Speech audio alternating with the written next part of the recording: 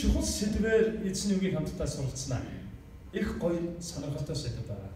За би эндээс танарт өнөөдрийн үгийн өнөөдөр хуваалцах үгийн гарчгийг танарт уншиж өгье. За сэдвийг уншиж өгье. Арслан мэд зоригтой бай гэдэг сэдвээр эзний үгийг суралцсанаа. За бүгдээрээ намайг дагаад хэлээрэй. Арслан мэд зоригтой бай. Амен. Сургаалт төгс номын 28 дугаар бүлгийн 1-р эшлэлээр ингэж хэлсэн. Хинч мөрдөж мөшгөөгүй байхад хар санаат нь зүгтдэг бол зөв шудрах хүн арслан мэд зоригтой. Амен. За би дахиад уншия. Сургаалт төгс 28-ын 1-дээр хинч мөрдөж мөшгөөгүй байхад хар санаат нь зүгтдэг бол зөв шудрах хүн арслан мэд зоригтой. Хятад руу явж байгаа учраас хятадын талаар сүүлийн үед бас жоохон сонирхож байна. Урд нь бас би нэг сургаал дээр ярьж байсан. Бид нэр хятадтай жил ирэх тусам жоохон харшилтай болоод байна. Хятад гэдэг ярихаар нэг харшилтай хүмүүс гарч ирчээд байна. Харин их сонирхолтой нь хятад хүмүүс монголчууд бид нар та нар жоохон харшилтай, та нарыг жоохон үндсэн яддаг, та нарын талаар жоохон эмзэгштэй гэж хэлэхээр хятад хүмүүс гайхаад байгаа. Яагаад гэвэл бид нар та нарыг яасан гэдэг. Харин та нар биднийг олон зуун жил дарлаа үстэй. Бид нар та нарын хоолыг хийж, хувцсыг ойж, газар тариалан гэрхэж, тэгээд та нарын хоол хүнсийг бид нар бэлдэж, нэг айлд 10 хятад айл зарцлагдаж байсан. Түүхээс өгөөд харуул бид нар та нарт гомдож, бид нар хашилтай болмоор. Гэтэл та нар бидэнд хашилтай болоод байсан юм байна.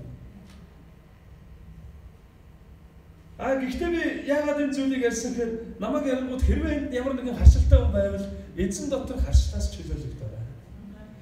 Тэгээ би сүүлийн үед хятадын талаар судалж байгаад хятадын ерөнхийлөгчийн талаар их сонирхолтой мэдээллийг харсан. Хятадын ерөнхийлөгч Ши Жинпин 2012 онд Хятадын коммунист намын 12 дугаар их хурлаар нэг том кампанит ажлыг эхлүүлсэн байна. Ингээд энэ кампанит ажил 12 оноос 16 хоног дуустал явсан. Энэ кампанит ажлын хүрээлэл ямар хөө зүйлийн төлөө эхэлсэн кампанит ажил бай гэхээр авилгалын эсрэг байсан. Хятадын засгийн газар авилгачдаас цэвэрлэгдэхийн төлөө бүхэл бүтэн 5 жилийн кампанит ажлыг эхлүүлсэн. Ингээд энэ кампанит ажлын хүрээнд авилгалтай тэмцэх талаар Ши Жинпин ерөнхийлөгч нэг ийм үг хэлж байсан гинэ. Бид авилгалтай тэмцэн бар байсан ч ялгаа байсан ч ялгаагүй намнаа гэж хэлсэн гинэ. Ойлгож байна уу те? Тэр авилгач бар байсан ч хүмүүс халдаж чаддаггүй. Бар байсан ч намнаа, ялгаа байсан ч намнаа гэсэн. Энийг гоё үг байгаа даа. За өнөө цагт нэг иймэрхүү үг ярил хууаа гэж ерөөсө босч ирэхээр авилгын эсрэг нэлээ бид нар ч бас харшилтай болсон сууж байгаа шүү дээ. Улс үндэстнээ. За бүгдээр нь хэлж үзье. Бар байсан ч намнаа, ялгаа байсан ч намнаа, шумуу байсан ч намнаа. За энэ кампанит ажлын хүрээнд 5 жилийн энэ ажлын хүрээнд юу болсон гэхээр 120 дээд албан тушаалтыг буюу 120 орчим дээд албан тушаалтай хүмүүсийг авилгалтай холбоотой хэрэгээр шалгаж, эд хөрөнгийг хурааж, байр сууриас нь буулгаж, за зарим нь болохоор цаазаа авсан. Энэ 120 хүн дотор 12 хүн нь халдшгүй дархан хэрэгтэй гэмээр хүмүүс байсан. За тэр хүмүүс ямар хүмүүс байсан гэхээр цэргийн дээд тушаалтай хүмүүс байсан. Төрийн өмчт компани хэд хэдэн том захирлууд байсан. Улс төрийн довчооны мундагчууд байсан. Үүн дотроо хятадын хувьд бараг ерөнхийлөгчтэй энэ тэнцэж мэдхээр нэг хүн байсан байна. Улс төрийн довчооны гишүүн Жо Юнкан гэдэг хүн. Хүртэл авилгалын хэрэгээр шалгуулж цэвэрлэл хүртсэн. За 120 орчим дээд тушаалтнаас гадна 100,000 орчим хүнийг авилгалын хэрэгт холбогдуулан шалгаж, албан тушаалаас нь буулгаж, эд хөрөнгийг хурааж ирсэн. Үүнээс болоод өнөөдөр хятадд юу болсон гэж маш олон авилгалтай холбоотой хүмүүс амьдрах аргагүй болж өөрсөн. Тэгээд тэд автоматар энгийн хүмүүс болж өөрч. За Хөх хотод явж байгаад би нэг зүйл сонсч байсан. Хөх хотод үржилдэг агуу итгэлгээд найз маань юу гэж ярьж байсан гэхээр найз маань нэг ийм зүйл ярьж байсан. Хөх хотод байгаа том ресторанууд хаагдж байгаа гэж. Яагаад хаагдж байгаа бэ гэсэн чинь. Яг том ресторанууд нөгөө маш үнэтэй. Тэгэд ихэвчлэн нөгөө авилгалын гол одоо объект болт юм байна л да. Ресторан. Хятад хүмүүс бол хоолыг их чухалчилдаг. Хоол идэг үнтэй ажил бүү яриа гэж хэлдэг юм. Тийм болохоор нөгөө гол авилгын процессууд нь, гол үйл явцууд нь том үнэтэй рестораны VIP өрөөнүүд болт юм байна. Тансаг хоол авч өгөөл. Тэгээд нөгөө чинь гоё хоол ингээд ажиллаж яах нь би тэгмээр бай, тэдэн төгрөг өгье гэж ингээд юм явт юм байна. Тэгэхээр нөгөө авилгын гол уул уурхай болсон үнцийг хайжээж авилгалаа гүйцэлдүүлдэг байсан том ресторанууд нь үйлчлүүлэгчгүй болж гэлсэн гэсэн. Түүнээс гадна тэнд орж хоол идэж байгаа хүмүүс нүртэл хараад дүрдэж гэлсэн. Тийм учраас тэнд үйлчлүүлгээ болоо том ресторанууд хаагдаж гэлсэн. За тэгээд энэ талаар нөгөө найзтай ярьж байгаа үед найз маань нэг ийм зүйл хэлж байсан. Окей. Ши Жинпин ерөнхийлөгч яагаад ийм зоригтой юмсныг мэдчихэв гэж.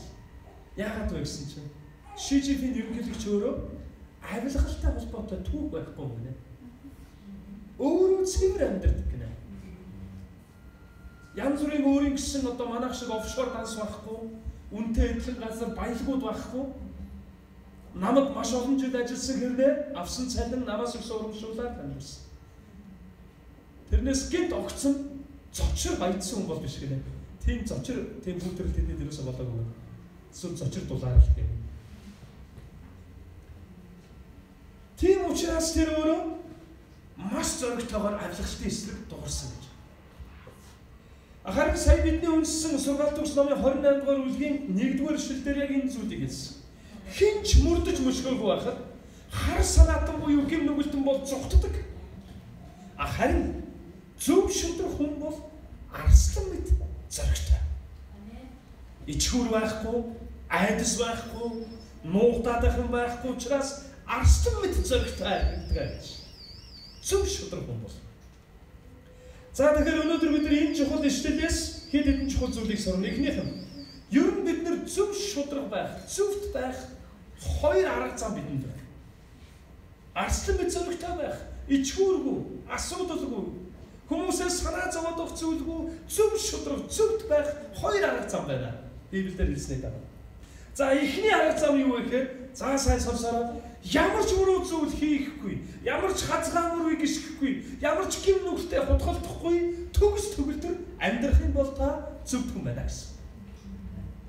Энэ бол Библиэлд хэлж байгаа үг яриа, үйл хөдлөл бүх зүйл нь өв тэгш хүний талаар ярьж байна. За ингэж амьдрах боломж байгаа болов уу? Байгаа юу? Ямар ч буруу юм хийхгүй зөв шудраг өнөөдөр хүртэл амьдрч чадсан хүн байна уу?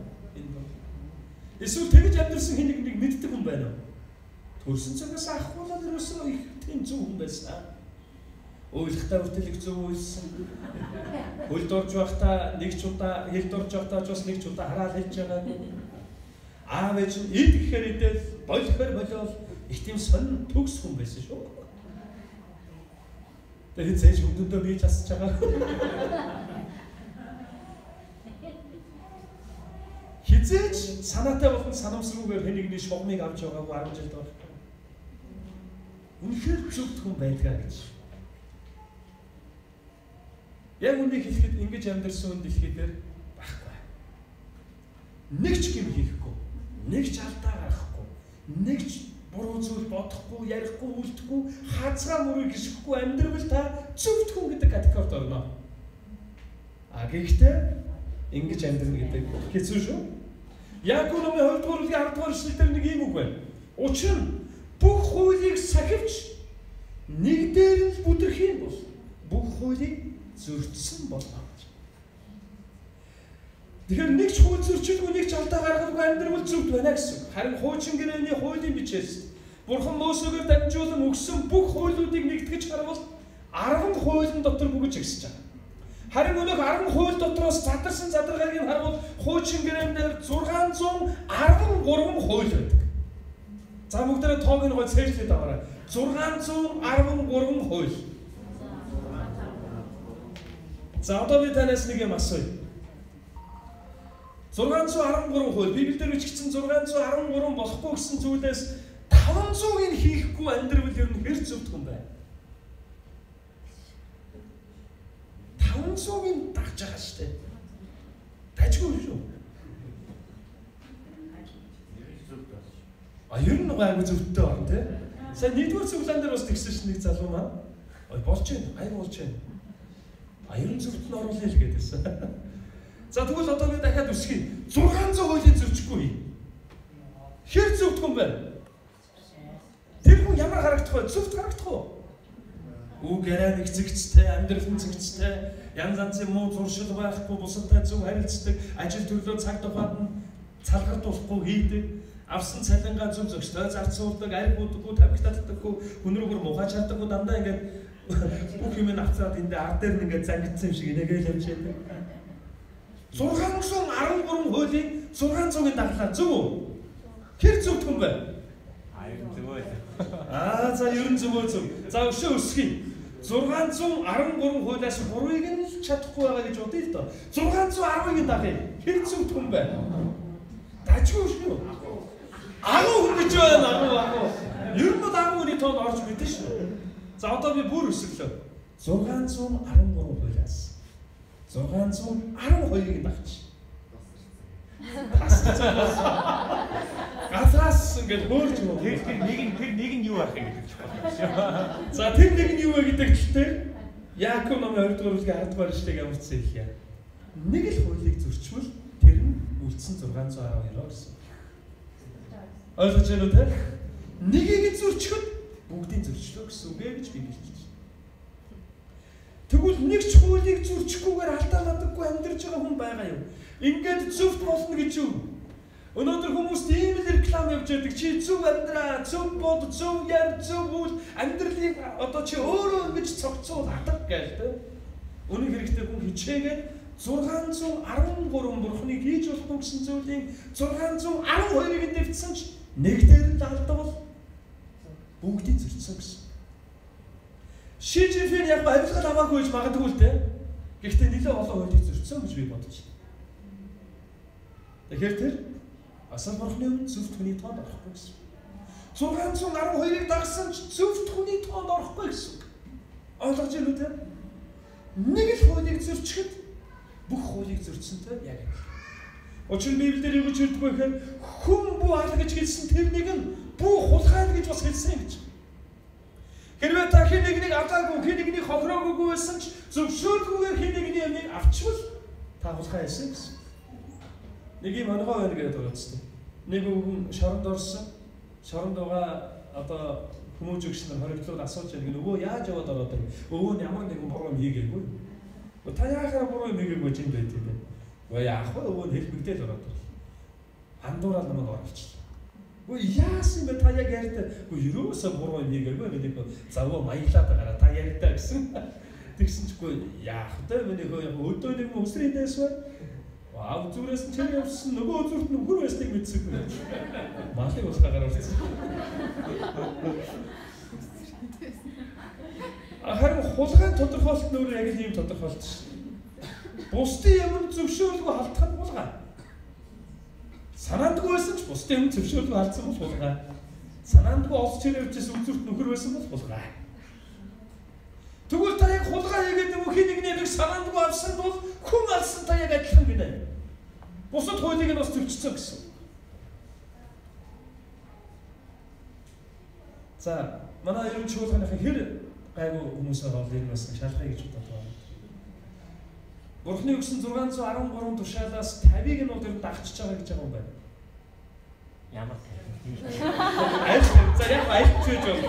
Чи өөрөө л үзэмжээр оруулах тэр 50. Чамд 50-ыг сонгох боломж өгөө. За 70-ыг дагж байгаа гэсэн юм байна. 70% нэр нь эзнийг дагчиж байгаа. За өсгий 80%. 90%.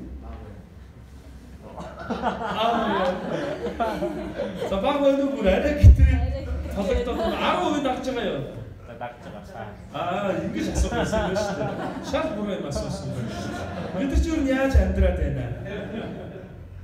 Зөвхөн бол биш байх юм шүү дээ. Тэгэхээр би ер нь зөвхөн биш юм байна гэж бодож байгаа юм байна уу? Байна. Тэр юм бол гараа өргөөрэй. За зарим нь бол инээгээд ингээ хараад байна. Нэг зөвхөн байхад авч харахгүй юм да. Байгаа шиг инээгээд. Тэгэхээр зөвчгүйгээр зөвхт амьдралаар амьдарч зөвхт гэсэн категорид багтах нь боломжгүй байна. Яагаад гэвэл бид нар сул дараа хүн байна. Харин хоёр дахь арга байна. Зөвхт амьдрах хоёр дахь арга зам юу вэ гэхээр Ром 3:22 дугаар эшлэлийг би та нарт уншиж өгье. Энд бид зөвхт байж амьдрах хоёр дахь чухал аргыг хэлж байна. Ром 3:22 дээр Есүс Христэд итгэх итгэлээр Бурхны зөв нь итгэгч бүх хүнд байна. Ялгарлал байхгүй. Амен. Зөвтгөгдөж болох нэг чухал аргыг эзэн бидэнд өгсөн. Энэ юу вэ гэхээр Есүс Христэд итгэх итгэлээр дамжуулан Есүсийн цагалмаа дээр таны төлөө болон миний төлөө урсан түүний гингүй ариунд цусаар дамжуулан гин нүгэлтэй та угаалтан цэвэрлэгдэж байгаа юм. Есүс Христэд итгэх итгэлээр дамжуулан Бурхны зөвхт байдал нь бүх хүнд байна гэсэн. Бүх хүнд. За дараагийн хоёр үг бол үнэхээр чухал үг. Ямар үг вэ гэхээр ялгуурлал байхгүй гэж. Та Бурхны өгсөн 613 хуулийн 612-ыг зөрчсөн байсан ч за тэр битгээр 613-ын зөрчсөн байсан ч таны хажууд байгаа хичээж амьдарч байгаа нэгэнтэй яг адилхан байна. Ялгуурлал байхгүй. Нэг л шалгуураар зөвтгөгдөж байна. Юу вэ гэхээр Есүс Христэд итгэх итгэлээр дамжуулан Бурхны зөвхт байдлыг хүлээж авч байгаа. Зөвтгөгдөөс. Амен. Энэ бол нэгүслэр бид зөвтгөгдөж байгаа дүр төрхийн талаар ярьж байна. За тэгвэл бидний энэ сургаал эхлэхэд уншсан ишлэл дээр юу байсан бэлээ? Сургаал төгс 28-р ишлэлээр хинч мөрдөж мөшгөөгүй байхад хар санаат нь зүгтдэг бол зөвхт хүн, зөв шудрах хүн юу гэсэн бэ? Арслан мэд зоригтой. Итгэл дотор амьдарч байгаа зөвтгөгдсөн зөвхт хүмүүс нь ичхүүр байхгүй, санаа зовнил байхгүй, айдас байхгүй, ял байхгүй, арслан мэд зоригтой амьдрна гэж хэлж байна гэсэн. Амен. Хажуудлахаа өнөр хараад зөвхт нэгэн арслан мэд зоригтой амьдрна гэж хэлж байна. Яг энэ сургаалыг бэлдэж байхдаа би бас бүр нэлээд олон жилийн өмнө сонссон мөртлөө дахин бодохоор л инээ түрээд байдаг нэг түүхийг бодож байлаа. За тэр түүхэн дээр юу гардаг вэ гэхээр нэгэн хаан бүх ард иргэдийн дундор нэг зарлал явуулдаг. За ямар зарлал тунхаглал вэ гэхээр хаан тулс даяар маань байгаа итэр хөвгүүд донд хамгийн эр зоригтой гэсэн нэгэн хөвгүүд өөрийнхөө охиныг эхнэр болгон өгөөд хаан тулсаа өвлүүлнэ гэсэн зарлалж. За тэр зарын дор болцлон явж байгаа. Болцлон юу вэ гэхээр аимшигтай араатнаар дүүрэн байгаа матартай юм гол байна гинэ. За тэр голын нэг эргээс нөгөө эрэг хүртэл тэр аимшигтай араатнуудын дундуур сэлээд ямар нэгэн байдлаар гаталж гараад нөгөө эрэг дээр гарсан тэр хүн миний охины хань ижил болж хаан тулсыг маань өвлөн авна гэсэн тийм болцлоо. За тэгээд нөгөө голын эргийн нэг зах дээр нэг эрэг дээр нөгөө голын нэг эрэг дээр өнөөх хаан маань өөрийнхөө албатуудтай болон охинтойгоо хүлээж сууж. Харин нөгөө эрэг дээр нь юу болсон гэхээр нөгөө хааны тулс таяараа байгаа эр зоригтой ирчүүд бүгд цугларсан. Тэгээд хааны албат тэндээс бүрээ үлээгүүд бүгдээрээ гол руу үсэрч ороод матрын дундуур сэлж гараад тэгээд хамгийн түрүүнд гарсан эр зоригтой явж очиод хааны хүргэн болж за охиных нь хань ижил болж хаан тулсыг нь өвлөх нь байсан. За тэгээд яг болцоод өдөр боллоо хаан албатуудаа суусан нөгөө захт нь эр зоригтой ирчүүд ирсэн бүгд шаагардаад байжсэн бүрээ дуурахыг хүлээгээд өөр хоорондоо ярьжсэн чинь нэг нөхөр үсрээ гол руу орцсон. Бүгд гайхаад тийш харсан хаанч гайхсан хааны охинч гайхсан нөгөө залуу үсэрч гол руу ороод сэлээд матруудын дээгүүр авираад зарим дээгүүр гიშгээд толгой дээгүүр гიშгэж гүүгээд бөө юм болоод улаан галзуу юм явсаар нөгөө эрэг дээр гараад ирсэн. Харин үүнтэй зэрэгцээр нөгөө эдгээр ирчүүд нь яасан бэ? Бүгд хашгираад хадах ташаа ямар онлог юм бэ? Энэ зад өстөн зоригтой юм аа. Бүрээ үлэхээс өмнө үсэрчлээ гэж бом баяр болоод зарим нь туслаад баруун талд чинь матар хой зүүн талаас нацтай үсрээрээ мөлхөөрөөс гэдэг чинь. Ингээд голын нөгөө эрэг дээр гарангууд бүгдээр алхаад ижигнүүлэн тайсан. Харин нөгөө залуу гарангууд амьсгаатцсан. Сая хэн намайг түлхсэн бэ гэсэн.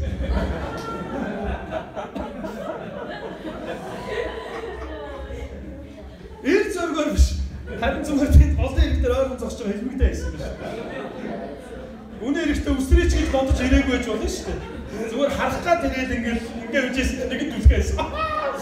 Тэгээд нэг унсан юм чи яах юм бэ гэж байна. Улаан ганц нөгөө эргэлүүл зогтсон байна. Тэгэхээр ир зөрөгтэй байна, арслан мэд зөрөгтэй байна гэдэг нь хэн нэгэн дүлхэн гол санаандгүй нэгэн рүү өсөрж ороод зориггүйгээр сэлж хашгирч асуудал дундуур туужхыг хэлдэггүй байна. За саяхан зөрөгтэй гэж хэлэхэд бас хэцүү юм да тий. Ер нь зөрөгтэй байсан гэж бодож байна. Би бол ерөөсөө бүр илүү аимгаач байсан гэж бодсон. Айсан учраас нөгөө матруудын тэр ам ангаагаад ингэж байгаа эрүүний ангалтан төгтөл тий хазагдахгүй тийм хурдтай гараа явсан шүү дээ. Айхаараа хүн ч бас эвгүй болдог шүү дээ. Амар авьяас толдог гэж байгаа шүү дээ. Нарийнх нь бүхээр яваад орчин өндөр өмдөөгөр авираа гарчихна.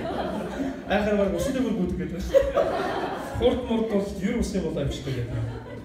Тэгэхээр энэ нөхөр бол зөрөгтэйхээс илүү аимхай гэвэл бас илүү тохирохоор байна.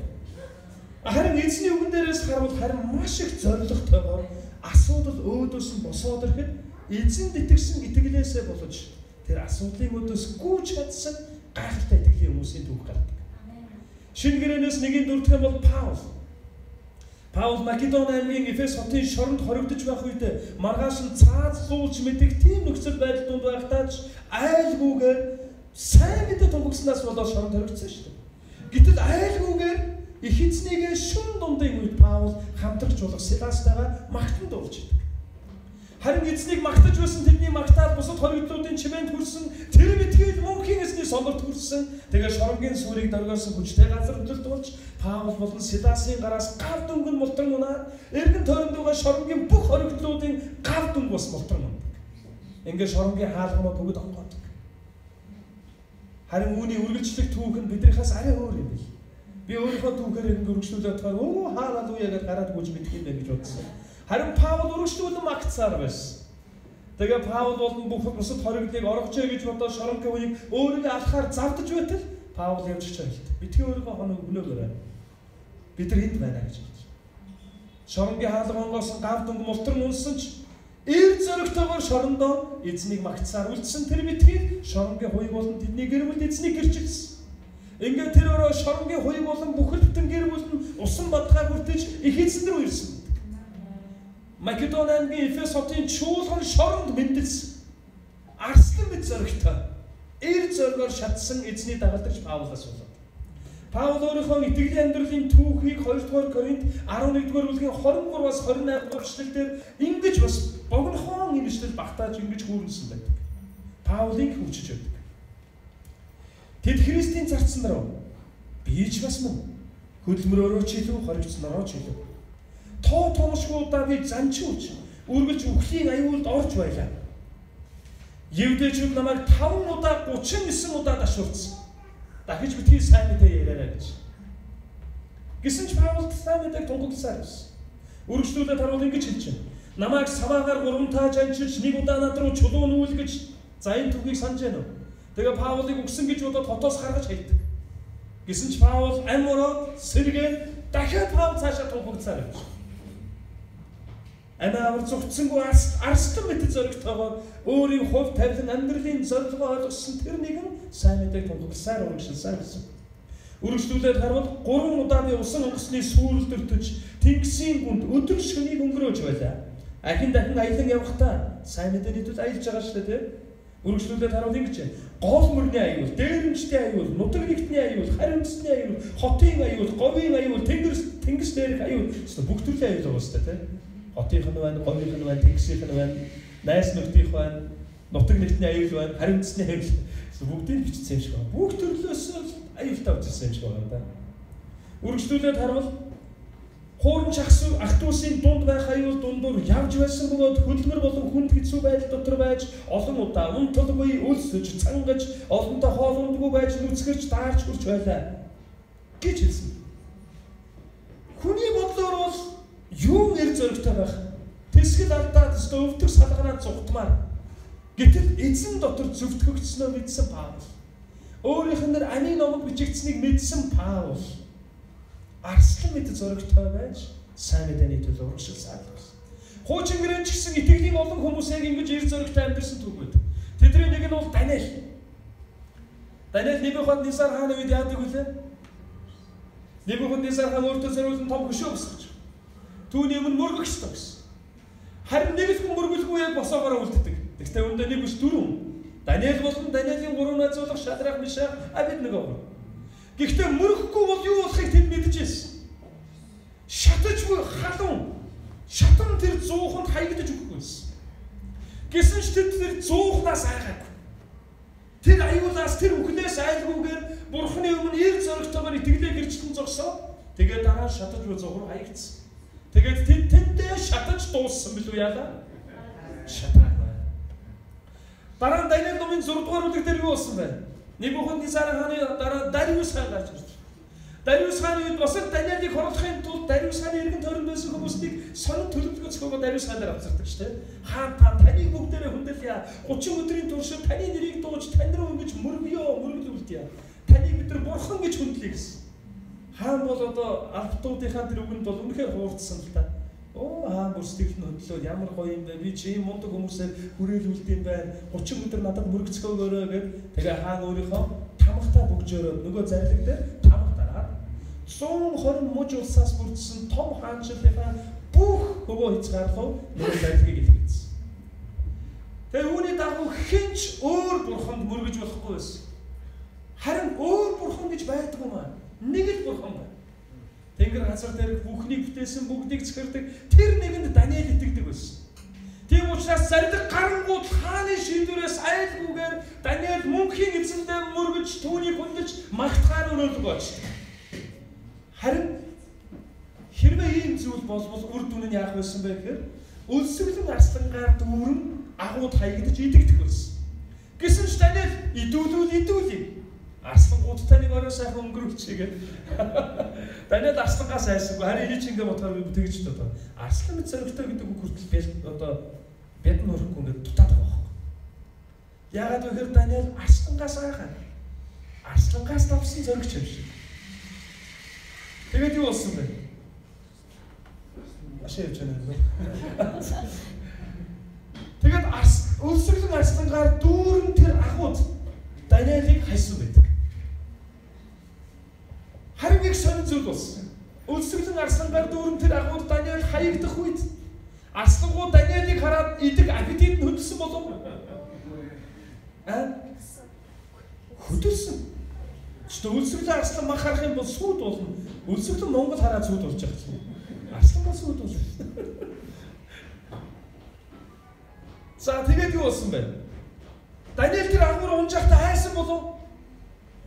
Айсан. Би бол айсан гэж бодож.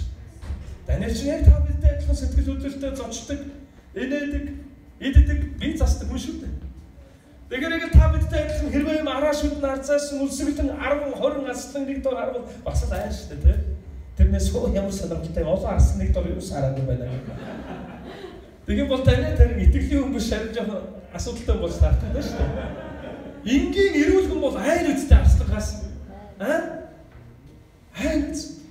Тэгтэл нэг биш өлсгөлэн арслангуудаар дүүрэн агууруу Даниэл унж байхдаа айсан байгаа мэдээж. Би бол Даниэлийг төсөөлөхдөө Даниэл тийм тэнгэрлэг унаагүй гэж бодоод байгаа. Бид нар заримдаа библийг уншихаар аягүй тийм тэнгэрлэг ойлгоод тагш байгаа. Бодит амьдралаар таслаа. Тэгээд тэр бодит амьдрал дээр байх ёстой чухал үннүүдийг харж чадахгүй. Даниэл бол тэнд унж байхдаа орилол унсан гэж би бодоод байгаа байхгүй. Тэрнээс халелуя гэж таагаа. Halleluja, halleluja. Echt halleluja. Арслангууд өөдөөс гэж итгэхэд ирж байна. Halleluja. Echt ингэж яваагүй л гэж бодоод байгаа.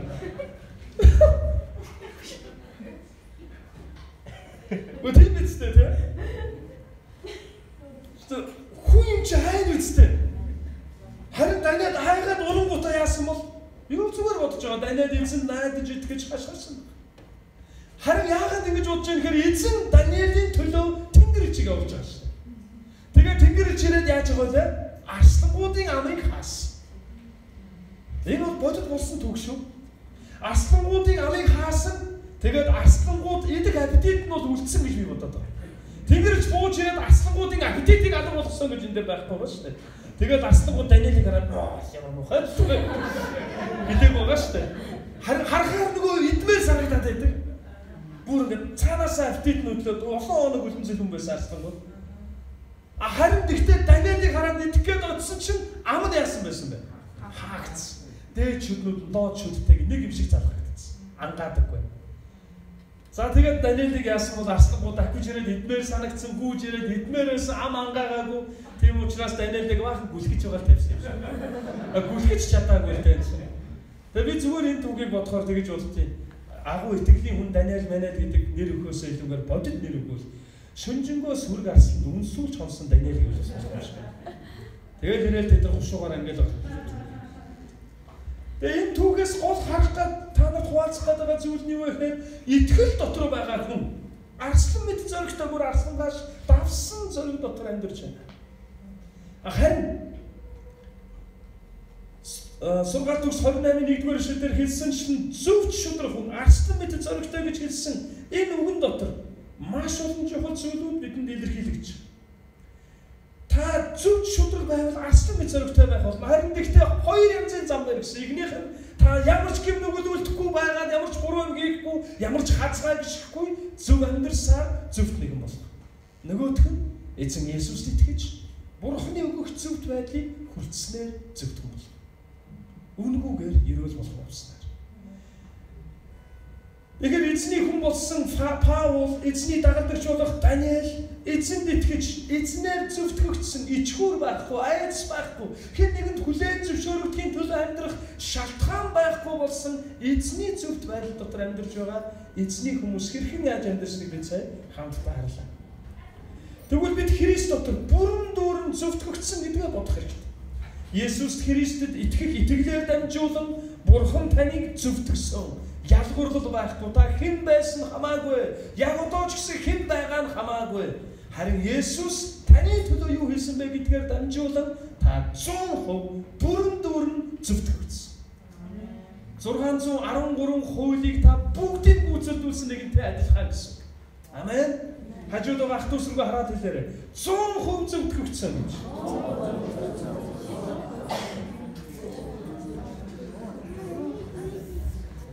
За тэгвэл 100% бүрэн дүүрэн зөвтгөгдсөн бид хэрхэн хаана арслан мэд зоригтой амьдрах вэ гэдэг талаар маш хурдан хэлхэн зүйлийг хэлээд дуусгая.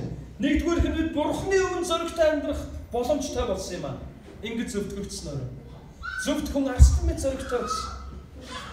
Тэгвэл арслан бүх хэлбэр сүрдмээр аймаар оршихугийнх нь өмнө хэрвээ гин нүгэлтэн очиж зогсох юм бол газар дээр өгдөхийн унмаар тийм агуу ариун сүр жавхантай Бурхны өмнө очих зүрх зориг та бидэнд ирсэн гэсэн. Хуучин гэрээний үед хэрвээ бид очиод харвал хуучин гэрээний үед Соломоны барьсан Мөсений барьсан сүмийг харвал майхан сүм байна. Майхан сүмийн дотор тал гэж хэсэг байна. Дотор талд ариун газар гэж нэг хэсэг байна. Ариун газрын дотор талд ариунаас ариун газар гэж нэг хэсэг байна. За левичүүд бол ерөнхийдөө майхан сүмийн дотор талд үйлчилдэг. Левичүүд дотроос сонгогдсон өдөрдөгч нар майхан сүмийн ариун газарт үйлчлэн дахилч нар тэрэн дотроос ариунаас ариун газар руу тэргүүн дахилж жилд нэг л удаа орох хэрэгтэй гэсэн. Тэгээд тэргүүн дахилж ариунаас ариун газар орохдоо тусгай зориулагдсан эфод өмсөв. Эфодынх нь хормой өсгөлт нь бахан хов хуяатай байдаг байж. Тэгээд ороод явахгүйгээр хонхоо байнга дуургаж явах ёстой. Одоо ямар нэгэн байдлаар ингээд дуургаж явах ёстой. Энэ нь тэр хүн ороод Бурхны оршихуй зохигдсон үхээгүй амьд байна гэсэн илэрхийлэл байсан. Харин тэргүүн дахилжийг орох үед яадаг вэ гэхээр хөлнөөс нь уяад оруулдаг байж. Хэрвээ хонх дуурхаа болох юм бол тэд жаахан хүлээн. Хонх дуурахгүй бол дахиад жаахан хүлээн. Тэгээд сүүлд нь асуух юм шүү. Тэргүүн дахилчаа. За чимээ гарахгүй бол тэд орж авч болдог байсан. Хэрвээ тэргүүн дахилч Бурхны өмнө 100% гимэн гимшиж энэ бол яг болж исэн процесс шүү. 100% гимэн гимшиж гимийн төлөө цус урсган дахид өргөөгүй бол тэргүүн дахилч ариунаас ариун газар доор бол шууд Бурхны оршихуйд зохигдсон үхдэг байсан. Ийм л ариунаас ариун Бурхантай бид өнөөдөр хөл нийлүүлэн алхаж байгаа гэж таамагтай. Харин тэргүүн дахиж хэрвээ 100% гимэн гимшээгүй бодсон үйлдсэн зүйлүүдээ Бурхны өмнө гимшээгүйгээр ороод зохигдоод өгвөл хэн нэгэн орж тэр өгсөн газраас буюу ариунаас ариун газраас авах боломжгүй байсан. Харин яг үгээр нөгөө хөлд нь уйсан байгаа олсны нөгөө өнцгөөс татаж харагдсан байсан. Тэргүүн дахиж. Ариунаас ариун газар руу орсноос болоод зохигдсон түүх өсөндөө байна Библи. Тэр битгээд ариунаас ариун газар байсан авдар, эзний гэрээний авдар хазаахт нь төсснээс болоод эзний оршихуй зохигдсон өгсөн хүртэл байсан. Тэгвэл эзэн Есүс нэг чухал зүйлийг хийсэн. Голготын орой дээр таны төлөө болон миний төлөө дэлхийн бүх нүгэлтнүүдийн төлөө тэр загалмаа дээр цовлогдсон нас барах үед Иерусалимын сүмийн дотоод өрөөнд байсан ариунаас ариун газрыг ариун газартаа тусгаардан байсан тэр тусгаарлалтын хөшиг дээрээсээ доошо хүртлээр цуурагдсан. Эзэн үгээр ариун газрыг ил болгож тэрүүн дахиж жилд нэг удаа гимшлийн төлөө залбирал хийж гмийн төлөвт цусгүйгээр ордоггүй байсан тэр ариунаас ариун газар руу Есүс эзэн өөрөөр нь дамжуулан биднийг нэвтрэх хаалгыг нээж өгсөн гэсэн. Тэгэхээр эзний үгэн дээр юу гэж хэлдэг вэ гэхээр Иохан номын 1-р бүлгийн 12-р эшлэлдэр эзэн Есүс бид итгэх үед Бурхны хүү бас Бурхны охин болох эрхтэй болтгоо гэж хэлж байна. Яг л хүү охин аавынхаа гэрт гүйж ордог шиг, хүү охин аавынхаа ажил руу гүйж ордог шиг Бурхны охин болох эрхтэй болсон гэсэн. Та төсөөлөд үзтээ ерөнхийлөгч байна. Ерөнхийлөгч ажиллаа хийж байна. Хин нэгэн ерөнхийлөгчтэй уулзахаар бол ерөнхийлөгчийн туслах болон албатуудтай уулзаж цаг авч яж орох ёстой. Орохдоо хувцаа гоё янзлах ёстой. Зөв зогстой харагдах ёстой. Ерөнхийлөгчтэй бас хүндэтгэлтэй зоригтой уулзах ёстой. Бас уулзах цаг нь ямар байх ёстой вэ? Хугацаатай байх ёстой.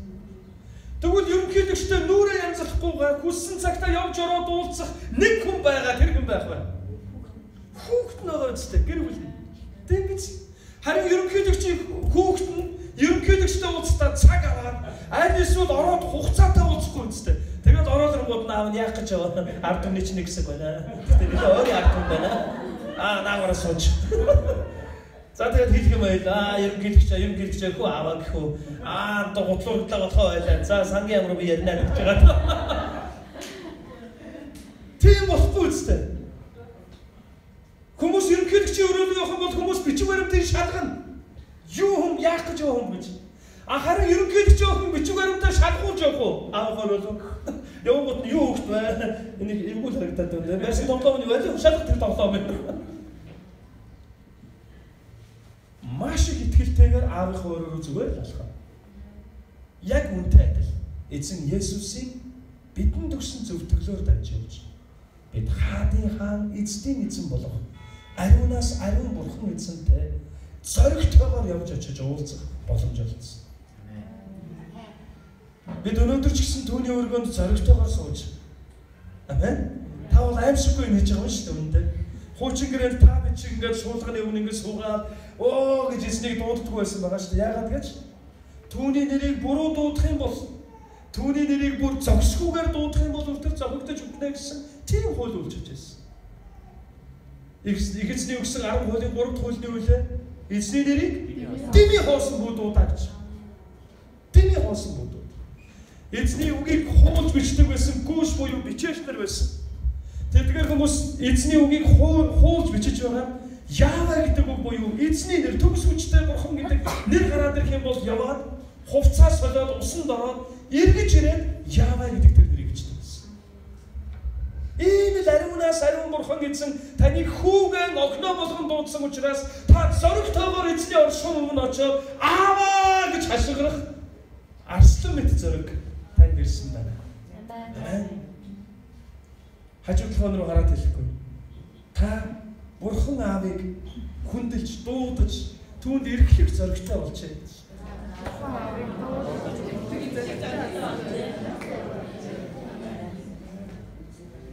Еврей номын 4-р бүлгийн 16-р эшлэлдэр тиймд бид хэрэгцээтэй цагт туслах нэгүслийг олон өршөөлийг хүлээн авахын тулд нэгүслийн хаан ширээнд итгэлтэйгээр ойртон очицгоё гэж хэлсэн.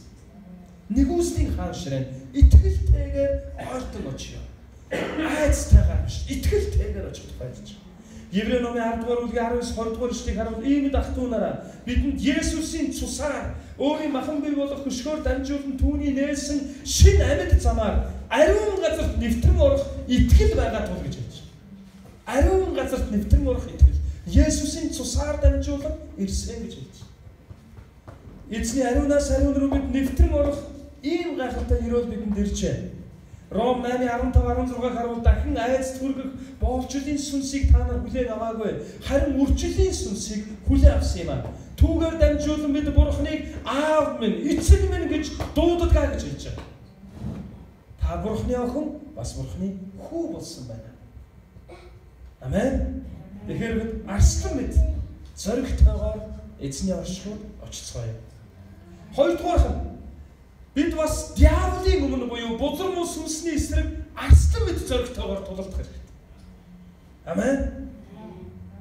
Арслан мэд зоригтойгоор. Еврей номын 2-р бүлгийн 14-р шүлгээр тийхүү хүүхдүүд нь цус ба махан биеийн тасархай болов. Түүнчлэн тэр өөрөө бас тасархай болсон. Ингэснээр тэр үхлийн хүч буюу диаволыг үхлээрээ устгаж бүх насаараа үхлийн айдсаар боолчлогдож байсан тэдгээр хүмүүсийг чөлөөлсөн юм а гэж хэлж байна. Эзэн Есүс биднийг чөлөөлсөн үхлийн айдснаас. Альва гин нүгэл бузар муугаас болон адгийн муу ёрын сүнсний хүч чадлыг эсрэг зогсох эрх чөлөө баяр хөөр ялалтыг өгсөн байна. Амен. Эби Хебр гэж нэг пастор байдаг, Бразилд үржилдэг. Тэр пастор нэг удаа өсвөрийнхэн болон залуучуудтайгаа бас гэдэг хүүхдүүдтэй ширэнг ороо явсан байна. Яг ширэнгэд тэднийг явж байхдаа гинт нэг асар том могоо таарсан. Тэр могоо нь болохоор бидний нөгөө кинонд хардаг анаконда могоо. Өнөг анаконда бол ерөөсө хүний бүхлээр нь залгиж чадна. За тэгээд томоохон хэмжээний амьтнуудыг бас залгичдаг тийм могоо. Өнөг могоо хараад бүгдээрээ сандарсан. Тэднээс илүү хурдтай, хүчтэй том могоо. Тэгээ бүгд сандарсан чинь харин тэр сандрал дунд 6 настай нэг хүү яг тэр дундуур ингэж гараад нөгөө могоо өчөөд өшгөлсөн.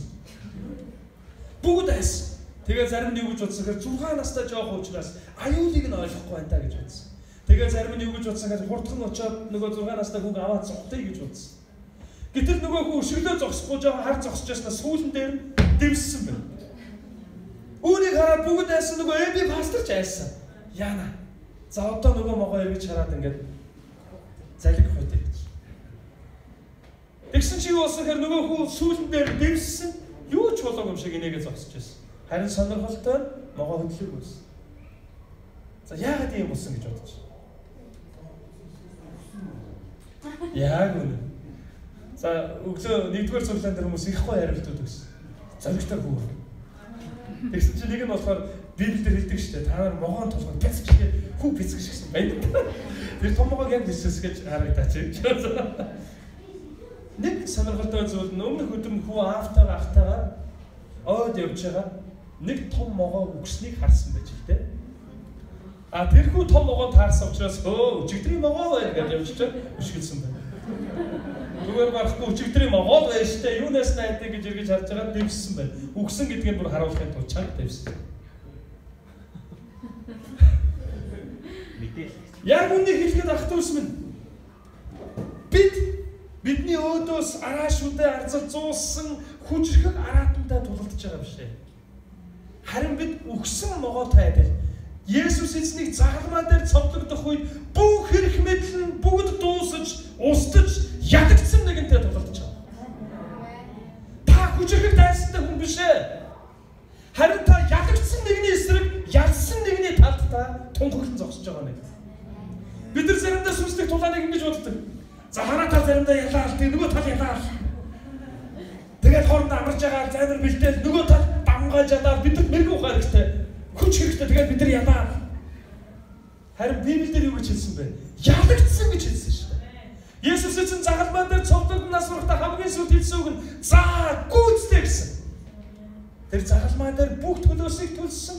Тэр муу нэгний ажлыг ялж дуусгасан. Амен. Та бол ялсан айрмын тал зогсож байгаа. Хажуудлах өнрөө хараад хэлтэй ялсан айрмын хүн байна гэж. Нэгдүгээр Иохан 4-р бүлгийн 4-р эшлэлээр ингэж хэлсэн. Бяцхан хүүхдүүдээ та нар Бурханых бөгөөд тэднийг дийлсэн. Учир нь та нарын дотор байгаа тэр нэгэн бол дэлхийд байгч нэгнээс агуу гэж хэлсэн байна. Агуу.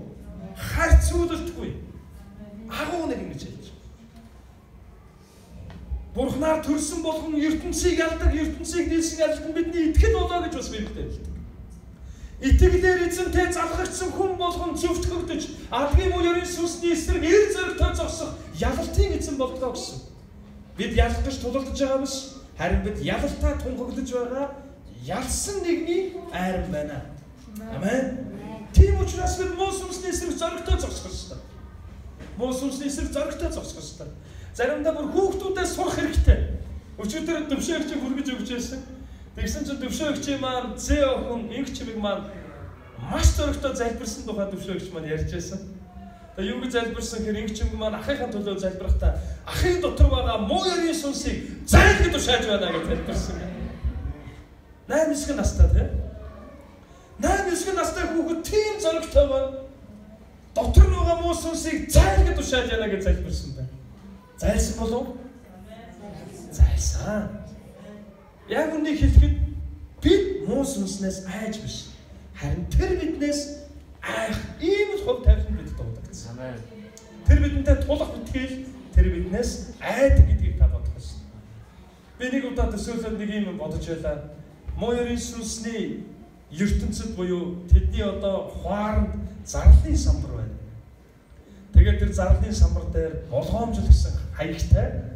Тэгээд доор нь болохоор одоо энгийнээр хэлбэл айхтар гэмт хэрэглүүл гэдэг шигтэй айхтар болгоомжлох ёстой бүр таарлаж болохгүй аимшигт хүмүүсийн зураг байна гинэ. Тэгээд тэр зурган дотор миний цэд зураг зохиж явуулсан гэж би бодсон. За энэ нөхөртөө тааруул та нар асуудалд орно шүү. Царайгийн цээжилж яваараа гэд миний зураг байж байна гэж төсөөлж бодож байлаа. Гэхдээ үнэндээ яг сүнслэг ертөнцийн юм болдог гэж би боддог. Яагаад гэвэл бид айж биш харин тэр биднээс айх тийм л хувь тавиланд ялагчийн хувь тавиланд эзэн биднийг дуудсан байна. Амен. За гуравт нь бид бас бусдын өмнө зоригтой байхаар дуудагдсан. Үнэн хэрэгтэй бид нар бусдын өмнө зоригтой байх гэхээр би хинээс айдаг юм байна. Надад айгаад байгаа юм байхгүй шүү дээ гэж боддог. А гэтэл бид заримдаа бусдаас айж, имэж, болгоомжилж ингэж амьдарч байгаа бидний амьдралын дүр төрхөөс харагддаг. Хэн нэгэнд хүлээн зөвшөөрөгдөхгүй болчихгүй дээ. Хэн нэгэнд таалагдахгүй болчихгүй дээ. Энийг хийхэ болвол найзгүй болчихгүй дээ гэж бусдаас айж юмэгтэй бид нар өөрсдийнхөө дүр төрхийг эвдэж Бурхны хүслийн эсрэг зүйлийг заримдаа хийж амьдардаг. Тэгдэг үз. Найз нартай хамт энийг хийхгүй болохоор найз нар маань тоохоо болоо найзгүй болчихно гэдэг. Тэгэл тэд нар таалагдах зүйлийг хийдэг. Энэ нь бусдаас айж байгаа айцтай амьдрал юм. Харин бусдад таалагдахгүй байсан ч би явах ёстой замаараа урагшилж байгаа нь чинхэн эргэж хөлөө бас ялалт байна гэсэн. Ах дүүс минь та хэн нэгэнд таалагдахаар амьдрах шаардлагагүй юм. Учир нь Бурхан таныг маш нандин, маш үнцэнтэйгээр бүтээсэн. Та байгаагаараа өрөөгдсөн нэг юм байна. Харин Лук номын 12 дугаар бүлгийн 4-5 дугаар ишлэлдэр эзэн ингэж хэлж байна. Би та нарт хэлье андууд минь. Би хөнөөх хүмүүсээс бүү. Харин өгсний дараа би ба сүнсийг чинь тамд хаях хэрэг мэдлээ түүнээс айж имэвэл зогтноо гэж хэлж байна. Бид нар хэн нэгнээс айж хэн нэгэнд таалагдах болохгүй гэж амьдрахдаа дандаа бид нар их юм дараастай эсвэл дүр эс гэж амьдрах жүжиг тоглолтог нэг болчих гол. Хүмүүс таалагдахгүй байсан ч эзэнд таалагдах амьдралаар бид урагшилдаг болох хэрэгтэй. Амен. Амен. Тэгээ би нэг юм танаас асууя. Та ер нь өөрийгөө хэр үнцэнтэй хүн гэж бас боддог байна. Хэр үнцэнтэй хүн гэж боддог байна. За харин бидний дөрөвдөг чухал зүйл нь хамгийн сүүлийн зүйл маань энэтэй холбоотой. Өөрийнхөө дотор байгаа бодолдоо зоригтой байна. Ихэвчлэн бид өөрсдөө жоохон таарах үнсэх гэдэг шиг. Харин та бол өөрийгөө үнэлж чадах хэмжээнээс ч давсан үнцэнтэй нэгэн гэдгээ ойлгох ёстой. За би нэг хэдэн үнцэнтэй холбоотой юм танараас асууя. Өөрийгөө 100 сая үнэтэй гэж бодож байгаа юм байна уу? Хараа байна. 100 сая. А би 100 сая хүрчлээ гэж байгаа юм байна. Эсвэл өөрийгөө 500 сая гэж үнэлж байгаа юм байна уу? 500 сая.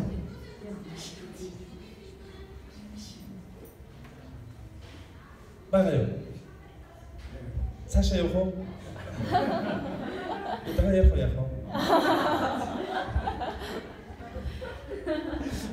Өөрийгөө 1 тэрбум гэж бодож байгаа юм байна. 1 тэрбум бол би хүрчнэ гэж байгаа юм байна. Байвал гараа өргөнө.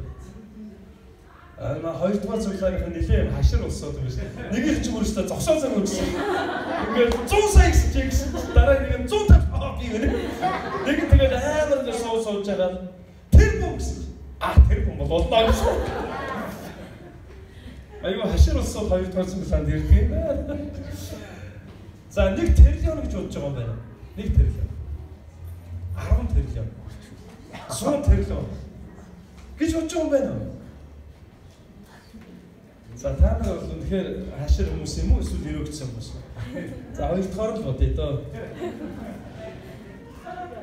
Үнэ хэлэхэд бид ямархан үнцэнтэй вэ гэдгээ заримдаа үнэлэхтэй өөрөөсөө талаар бодохдоо нэг таарахыг бодчих гээд байна. Би яхавтай миний гарал үүсэл, миний чадвар, миний боломж, миний өндөр, миний царай, миний хамар, миний чих гэх. Харин яг эзэн таныг үнэлсэн үнэлэмж бол энэ дэлхийн бүх баялагийг нийлүүлснээс давсан үнэлэмж. Та бол дахин давтагдашгүй асар үнэтэй. Би танд нэг ишлэгийг уншиж өгье. 1-р Петр номын 1-р бүлгийн 18-19-р ишлэл. Ингэхдээ та нар эцэг өвгдөөсөө өвлсөн өөрсдийн утгагүй амьдралаас арт мөнгө мэтийн устгах зүйлээр золигдсон бус. Харин үнэт цусаар Христийн цус болох гин зэмгүй бөгөөд толгойн хурганы цусаар золигдсон, үнэлэгдсэн гэдгээ мэдэгдэнэ. Та төсөөлтөө таныг их эзэн үнэлэхтэй. Тэнгэр газар дээрх бүхнийг бүтээсэн тэр эзэн. Гэмгүй ариун өөрийнхөө амийг асхан байж таныг үнэлсэн. Газрын доорх баялаг, газрын дээрх баялагийг нар сар од мөчттэй бүх гариг хэрэгстэй бүтээсэн тэр агуу эзэн таны төлөө амиан зориулсан байж таныг үнэлсэн. Та бол үнэлэхийн аргагүй үнцэнтэй нэгэн гэсэн. Хүмүүс таныг юу гэж хэлж болно? Гэхдээ та ийм л үнцэнтэй. Хүмүүс таныг яаж үнэлж болно? Гэхдээ та айл хэзээ ийм үнцээр үнэлэгдсэн. Дахин давтагдашгүй асар үнцэнтэй эзэн таны төлөө амиан зориулж хайрлсан. Тийм л үнцэнтэй хүн байна. Амен. Хажууд байгаа ах トゥ ус руу хараад хэлээ. Та бол асар үнцэнтэй гэж. Сургаалт төгс 28 дугаар бүлгийн 1-р эшлэлдэр хинч мөрдөж мөшгөөгүй байхад хар санаатан зүгтдэг бол зөв шудраг хүн арслан мэт зоригтой гэж. Христ дотор зөв шудраг болж зөвтгөгдсөн бүх гин нүгэл нууцлагдсан нэгэн ерөөлтэй. Тэр хүн арслан мэт зоригтой амьдардаг. Эзний өмнө зоригтойгоор ордон очиж их эзнээс мэрэгэн ухаан хүч чадал хайр инэрлийг нь хүртдэг. Бас энэ дэлхийн хүмүүсийн амьдралыг алж устгаж зүсэн бүрийн гин нүгэл ёрын муу тэр зуршлуудаар амьдралын сүудэлж байгаа. Муу ёрын сүнсний эсрэг зоригтойгоор зогсон зүрх алдахгүйгээр муу сүнсийг хүн зайлуулдаг. Мөн бусдын өмнө зоригтой байж өөрийнхөө үнцэн үнэлэмжийг мэддэг учраас урам зоригтой амьдарч ирээдүрүүгээ урам зоригтойгоор итгэлтэйгээр урагшил сардаг. Зөвхт хүн арслан зоригтой. Та бол зөвтгөгдөж хайрлагцсан байна. Бүгд хамтдаа суудлаас авсан эзэн мэдээ. Ах トゥ ус хэдхэн цагийн дараа дахиад нэгэн шинэ 7 хоног эхэлж байна. Ээлжид нэг 7 хоног биш. Энэ 7 хоногт Бурхан танд олон боломжууд, Бурхан эзэн танд олон өрөөлөмж өгсөн байна. Бас та хийж бүтээж амжуулах олон гайхалтай ажлууд таныг хүлээж байна. Бас та хайрлаж, бусдыг хайрлах тэрл гайхалтай үндсэн талбар болсон гэр бүлтэй 7 хоног таны өмнө. Бас удахгүй бидний өмнө эхэлж байгаа шинэ улирал байна. Бид нар хаврын адгийн одоо сүүл сарыг дуусгаад бид нар зун намар тэгээд цаашаа үргэлжлэх Бурхны танд өгсөн цаг хугацаа руу бид нар алхаж амьдарч хийж бүтээн. Тэр би таныг уриалж өдөр болгоо. Эзэн таныг хайрлаж таны бүх гин нүглийг загалмаа дээр уулжилсан. Зүүрлэхийн аргагүй тэр үнцнийг санаж та урамтай, итгэлтэй, баяр хөөртэйгээр уучлаарай.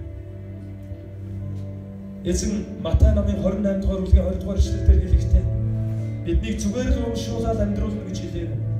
Харин үеийн төгсгөл хүртэл би та нартай үргэлж хамт байна гэж хэлсэн. Өнөөдөр байгаа энэ ирсэн байгаа та нарт хандаж эзэн үгээр хэлж байна. Охин минь хүн бүү санаа зов. Харин асуудлын өмнөөс арслан мэт зоригтой алах. Учир би чамтай хамт Би зүгээр чамайг зэвсгэлгүй. Асуудлуудаа ялан дийлж давж гарах мэрэгэн ухаан зүгээр чамд өгөхгүй. Харин би өөрөө чамтай хамт байж, би өөрөө чиний зэвсэг, би өөрөө чиний мэрэгэн ухаан, би өөрөө чиний хүч чадал байх болно. Яг л Паул Филиппой 4:13 дээр хэлсэнчлэн чамд хүчийг өгдөг надаар чи бүгдийг хийх болно гэж хэлсэн. Таныг ятгах сануулж. Бид тулалддаггүй. Харин бидний өмнөөс эзэн тулалддаг. Таныг зөвтгөж, хайрлаж, уучлж, таныг нэгүүлсэлж, өндөр дээр газар, өндөр дээд хувь тавиланд таныг авчирсан их эзэн таныг ирж байгаа бүх өдрүүдийн чинь туршид тантай хамт болох болно. Эзэн тантай хамт огш болно. Та бол Бурханаар хайрлагдсан нэгэн байна. Бүгдээ эзний өмнө нэрээд залбирцгаая. Арслан мэт зоригтой байж. Таны алдрын төлөө амьдарч, асуудлыг хараад зугтаж биш. Эсвэл хорогдох газар хайж биш. Харин асуудлыг хараад ялан дийлж, сурж алхах итгэл найдвараар намайг та дүүргээрэй гэж эзэн залбираа.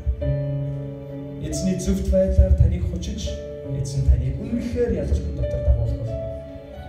Хамтдаа эзний залбирцгаая.